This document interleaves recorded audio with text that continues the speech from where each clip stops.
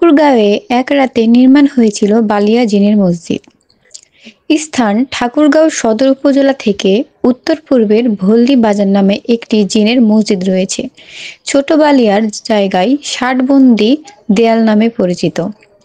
মসজিদটি তৈরি হয়েছিল এক রাতেই। জিন পরীরা সারা জেগে এই মসজিদ বানিয়েছে।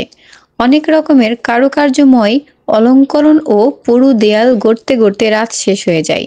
দিনের আলোয় জিন পরীরা থাকে না, তাই গম্বুজের কাজ শুরু না করে তারা চলে যায়।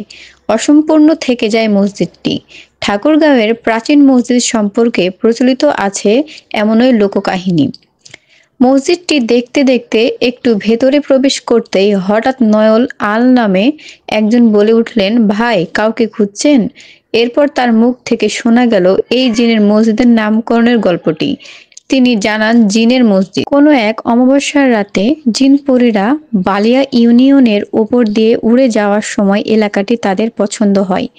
তারপর জিনপরীরা মাটিতে নেমে এসে মসজিদ নির্মাণের কাজ শুরু করে।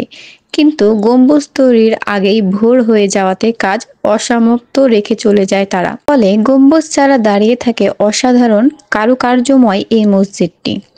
জিনপরীরা কিছু অংশ তৈরি করেছে বলে স্থানীয়দের কাছে এটি জিনের মসজিদ নামে পরিচিত।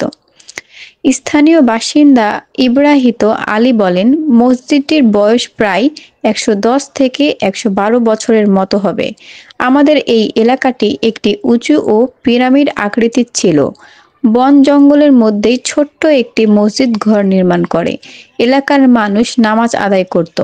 এরপর মসজিদ কমিটির ও স্থানীয় সকলের সহযোগিতায় এই মসজিদের বাকি কাজ সম্পূর্ণ করা হয়। মসজিদটির আকার আয়তন। মসজিদটি সমতল ভূমি হতে ৫ ফুট ৩ ইঞ্চি উঁচু প্ল্যাটফর্মের ওপর পূর্ব পশ্চিমে ৬২ ফুট ৬ ইঞ্চি ও উত্তর দক্ষিণে ৬৯ ফুট ২ ইঞ্চি আয়তাকার কমপ্লেক্স উপস্থিত। আয়তাকার কমপ্লেক্সটি সিঁড়িসহ প্রবেশপথ, খোলা চত্বর ও মূল ভবন বা নামাজ ঘর এই ৩ অংশে বিভক্ত। এর মধ্যে মূল ভবনটি পূর্ব পশ্চিমে ২৫ ফুট ১১ ইঞ্চি প্রশস্ত।